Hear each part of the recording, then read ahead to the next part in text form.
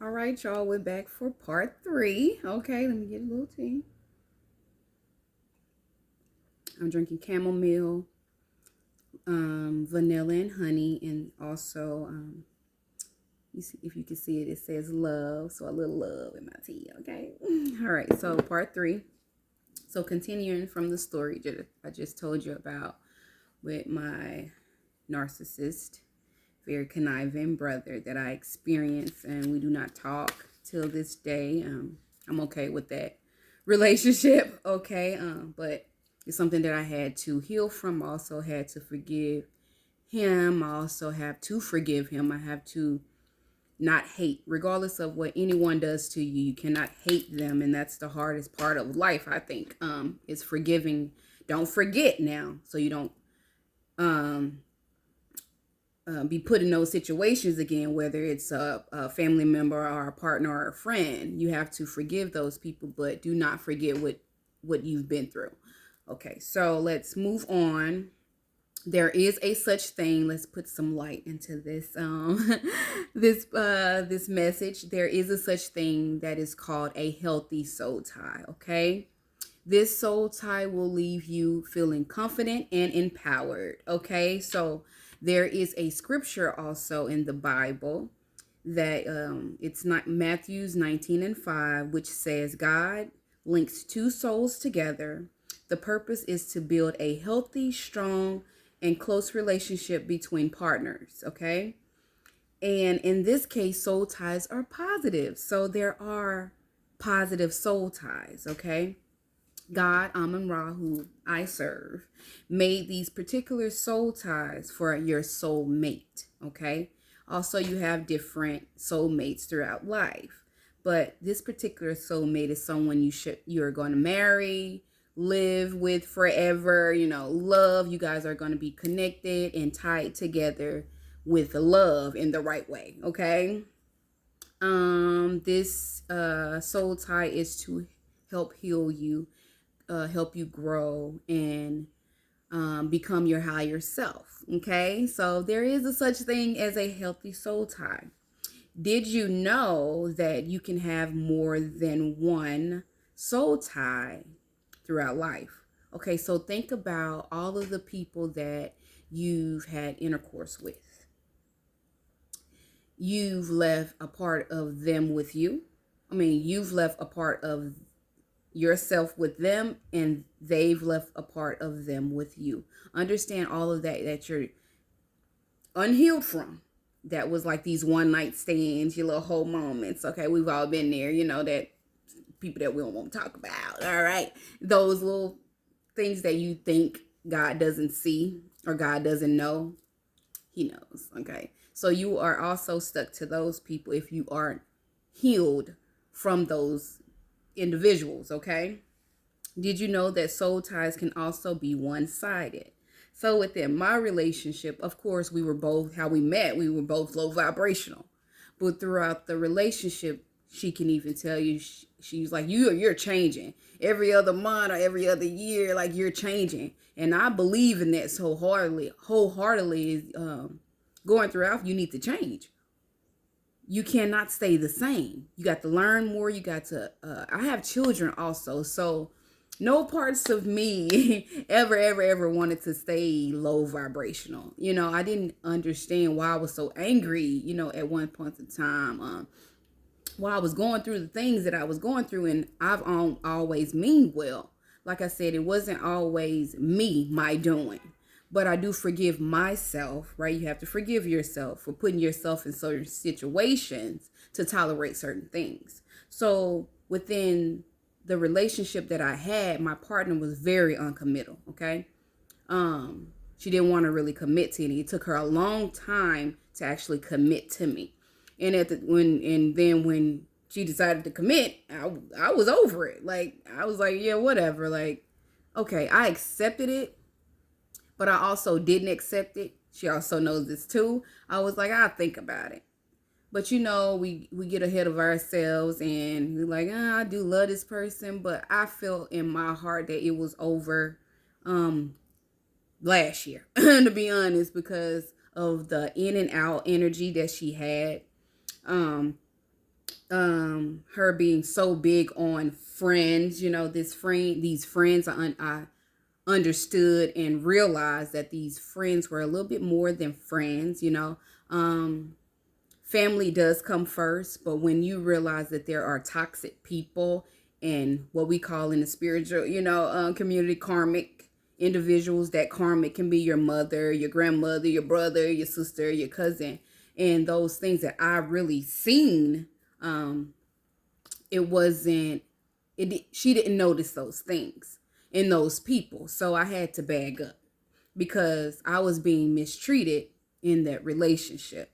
So like I said, in a soul tie, you can soul ties can also be one-sided, meaning one person feels deeply and more invested and connected more than the other, which is not reciprocated, or which is reciprocated through feelings. So I done pulled out my heart. I done moved from town to town for her. I done stopped many jobs. I done lost many things. And it was just, what hurt my heart the most, she would say, what you did for me? You ain't did nothing for me. And I'm sitting here like, what haven't I done for you? People all around me see what I'm doing for you. What they are also saying is what I'm not doing for myself. So I was taken very well for granted. You get what I'm saying? So I built up the strength within myself to let that relationship go. And I'm really proud of myself that I let that relationship go. All right. So soul ties are when you can't get this person off of your mind, no matter what you do. Okay, like I said, no matter if I started something else with someone else, it just seemed like she was in my head. Like I just could not get rid of this person or my feelings for this person. And key words, you don't always have to be committed to a person. You don't have to be married to that person. Like I said, soul ties can be when y'all just freaking sneaking around. Okay. And it's something about this person that you just can't let go. You get what I'm saying? So like I said, I can only tell you because I've been there. All right. So during my spiritual journey, again, I was knocked into this because I was reciprocating genuine love. I always work out of love first. I never just like cheated on her or wanted to cheat on her or wanted to be with anybody else. During these 7 years, people can tell you, for real, can tell you, they didn't understand why I was still with her. They didn't understand why I allowed things to happen that I've never let happen in any other relationships in my life. It was just something about this relationship, and it was a soul tie. And yes, like I said before, my partner was not committed. She put a lot of friends before me. She even did things in my face, and I was just like, do you think I'm stupid? Like, do you really think I'm stupid? So I had to use my discernment. I had to get with myself and really like end this relationship to where it's no more. If you're in a soul tie, you will catch yourself dreaming about this person frequently. Now, me as a person, I don't dream that much. I just started dreaming a lot. I'm just like, for the past few weeks, I'm like, dang, I'm dreaming. Not like horrible dreams, but I just cannot believe how much I'm able to dream now. But during my relationship with her, she would always say, I'm dreaming of you. Every night I go to sleep, I'm dreaming of you, or I have dreams of you, or just, are you in my dreams? Like, it's just like crazy. It was crazy to me because I wasn't having dreams of her. So I'm just like, I don't understand. So that was something that we went through. Of course, you feel extremely strong attached to them. What I noticed with myself, I didn't understand until my spiritual journey, is when I decided to really fully let go.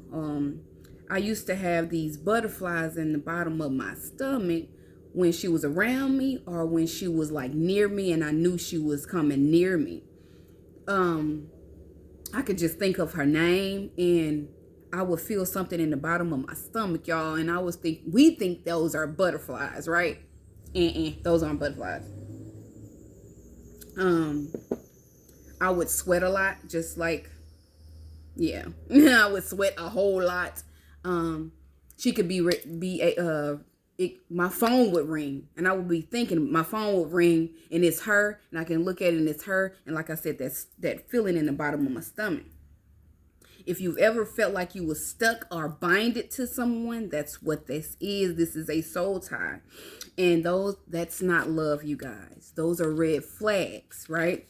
Those are red flags and God is trying to get your attention. That's a warning. Your enemy is near you. Those feelings like that, and please, please trust energy. Energy is real. It's very real. Trust the energy, okay? And trust me. Those are red flags when you feel that those are not butterflies. Nothing about love, okay? My partner was very uncommitted, was not committed to me. She pretended to be, and she portrayed it to be. But inside her head and her heart, nah. She loved me, oh yeah, but in her way, okay? At this time, I caught on to her speech, which, again, if you understand spirituality and you understand black magic isn't just a candle lighting a candle. Black magic is your speech in what you would say. So during our relationship, excuse me, I understood later on when she said, no matter where you go or whom you with, you're going to always be mine. You'll never find another person like me. You just would always say, you mine, you mine, you mine. Even when I say, I'm done. I'm not doing this no more. I'm over you. I don't give a fuck. I'm letting this go. No, she would say, you mine. And she would say it a lot. So that's like black magic. That's a ritual. That's something that when you say it continuously, you putting that out in the universe. Okay. And then we already combine, we bind it. So she did things behind my back, like got readings on me. I did not know about this. She did love spells. She did binding spells. I just figured these things out, and it is beyond crazy. I did bring it to her attention one day. Like I said, we were split, and she showed up at my door, and I was like, yo, you've been getting readings on me. That's why, like I said, when one person dibble and dabble in something, the other person gonna eventually do it. And with her, it was dark. With me, I'm of the light. I've never done anything dark or black or negative to anybody like that. You get what I'm saying? So God just brought this to my attention, and I'm very glad that he did, because I knew I was very oblivious and very ignorant to the fact of anything like this. So I was knocked right into my spiritual awakening, to my spiritual journey. Like she would also say, you'll never get away from me. And that was big. This lasted for, like I said, 7 years. Let's see. Let's move on.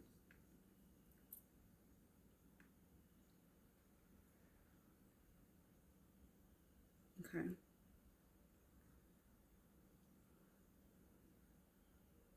Okay. So we can move on to this. All right, so in a soul tie, in the beginning, you guys are very, very eager to know each other. She would also tell me how I knew she was into divination and black magic. She would I study you a lot. And I was like, what that mean? What that mean? You mean you study me a lot? So, a lot of things that she would say, I caught on later on in a relationship. This person also feels very familiar to you. Like you've been with this person before. You know what I'm saying? And of course, we were trauma bonding. So definitely it was a lot of things that we could talk about, that we went through, that it just seemed like she was just home to me. That's how I felt, and I didn't want.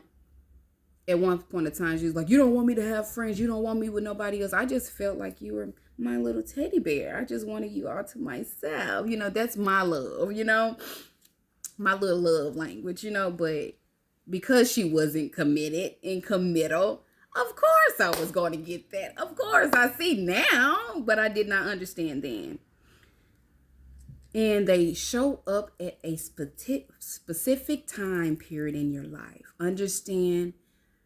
Again, I was abandoned from my family. I was pushed off, pushed away. Like something was wrong with me. I was no good. I talked too much. I'm disturbing the family. You know what I'm saying? And I just was telling the truth. And people don't like that. You generational curse breaker. You tell the truth. So I'm out here. I moved to another state and I'm on my own. And then I meet this person that I kind of deep down inside remember when I was 7, and then I'm a teenager and I'm dibbing and dabbing with other females. So I'm like, oh my God, maybe I should try this. And I wasn't afraid of coming out, with a woman, because I felt that this was something that I was supposed to do. So it happened right on time. Okay. Like it was just so crazy how it happened. So, these specific soul ties are there to help you learn a life lesson, right? And mine was to stop giving my power away. Stop being codependent. You don't need anyone else. You want someone else, and it helped me to learn to behold. It helped me to actually see other people and get other people and see how they, interact in relationships, how I interact in relationships. We just needed to heal as a whole, So moving on to the different soul ties, like I was telling you before, the physical soul tie is formed during sexual intercourse, right? During sex, your body releases a chemical known as a bonding hormone, which links you two together, right? Beware of transmuted, I can't even say the word, y'all.